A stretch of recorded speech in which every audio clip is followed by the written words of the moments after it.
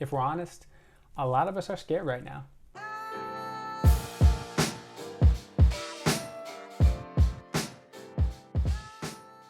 Hey, what's going on, everybody? Welcome to another episode of Surita Saturdays. It's just me, a piece of my poetry, and the meaning behind it. So just so you can get some context behind this poem, it is a mixture of personification and symbolism. America, in this particular piece, is personified as a woman, and anxiety is personified as a person who's at the door of America, the woman. Altogether, this piece just really encapsulates the current feelings that we can have in relation to coronavirus, as many have established is unprecedented. So let's get into this piece and I'll explain all the meanings behind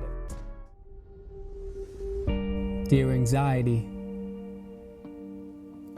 it's no surprise you showed up unexpectedly at her doorstep. And under ideal circumstances, she would have preferred more prep, a chance to tidy up stacks of insecurities, remove the subtle dust of doubt, and hide a wealth of worry. So within this first section, there's a lot of layering. It's often a human tendency to be reactive as opposed to proactive. We often wish we could go back in time and know the things we know now. One of the things that many of us can relate to is kind of how we keep our home. We often wish we could have time to get our house in order before people arrive. What this is America personified as a woman receiving a knock at the door and approached on the doorstep by anxiety. She wishes she could have had time to put her house in order, the country in order, if you will. You know, America is characterized as a very powerful and strong nation. In some regards, we are. At the same time,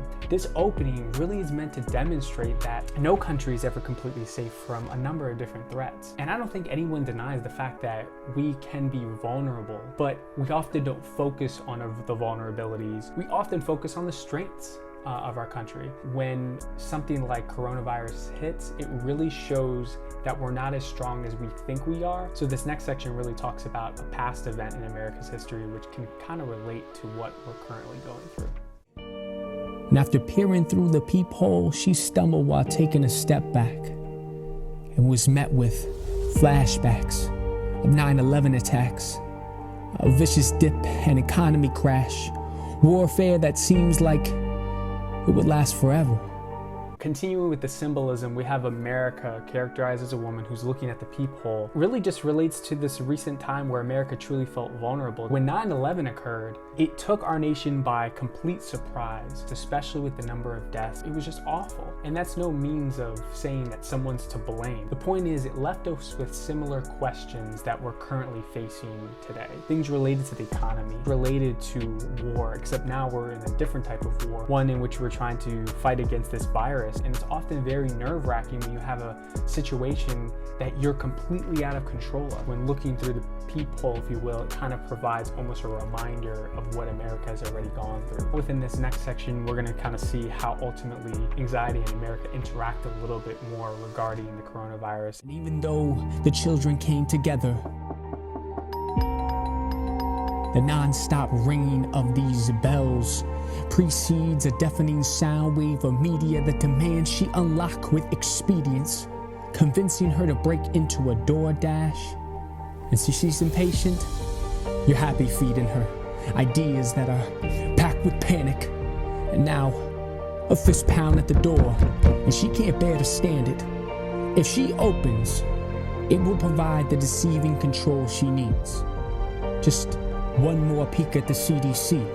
A Google search of death at home and overseas. Another trip for toilet paper and groceries. The interaction between America and anxiety is starting to build with the knocks and the bells that are ringing. Now in the age of technology, it's increased on Twitter, on Instagram and Facebook, and that's why I have that flashing there. It's meant to be almost like phone notifications. We don't want to miss out on what's happening. It's part of what makes media really engaging, to be quite honest. Humans by nature want to be in control, and the DoorDash line is a reference to the app which delivers food. This food, in this case, are kind of those news reports that can often tempt us into fear. I'm guilty of this just like anyone else. I'm looking at the CDC, Google searching, and even stocking up on food. It makes you kind of spiral into this anxious attitude. That section is just really meant to highlight how we as a people can often be led into fear with things that are very serious, but often make it seem like we have no hope. So this last section really just brings it all together, and it ultimately reminds them of the hope that they can have that's even bigger than the situation that's right in front of them. If she only knew the one who knocks and offers eternal peace that demands anxiety leave, delivering the very cure that her society needs, one of the soul, more time sensitive than a vaccine for COVID-19. So what will her choice be?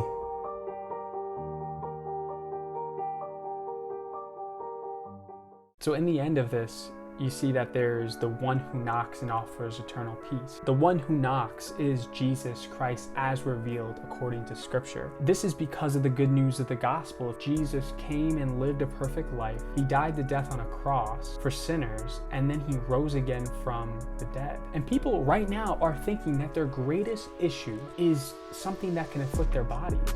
We have the self-quarantine, we have the hand washing, not gathering in large groups. These are all great things. They should be taken very seriously. At the same time, there is a greater issue residing in here that often will go unnoticed. Our heart, apart from God, is hostile. The greatest need is not our bodies to be fixed, but for our hearts to be changed.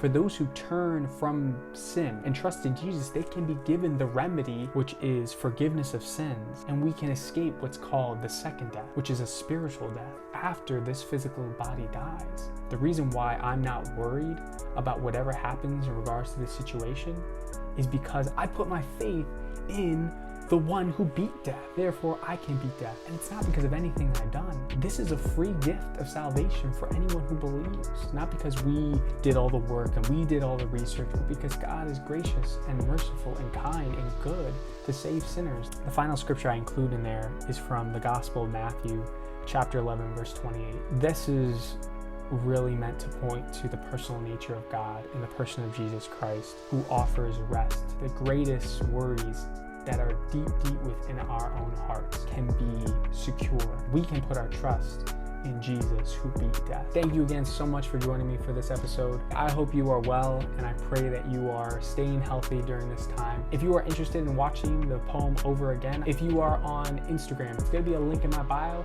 but if you're watching this on YouTube, the video should be right over here. Drop a comment and let me know what you think. Please do share this with friends and family. I really want this episode in particular to be a beacon of hope to those who are looking for hope. I look forward to seeing you on another episode of Surita Saturdays. Thanks, guys.